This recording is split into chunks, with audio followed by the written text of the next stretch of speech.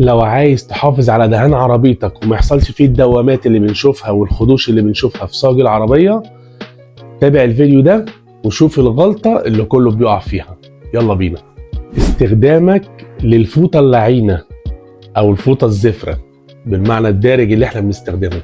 الفوطة الزفرة دي لما بتتحط على صاج العربية وبيكون عليه بعض تراب من الشارع او من الجو، وبيجي مثلا البواب او بتيجي انت بتمسحها بالفوطه الزفره دي، انت حرفيا كانك بتعمل تمشيط للدهان بتاع العربيه بالفوطه الزفره. مجرد ما انت بتمشي الفوطه الزفره على صاج العربيه بتبتدي تفرك الرمل او التراب دوت على صاج العربيه، وبالتالي بتسبب لك حدوث دوامات شكل زي دوامات على صاج العربيه، او خدوش عامله زي دوامات على صاج العربيه، ومع الوقت بتبتدي تكلح دهان العربيه معاك.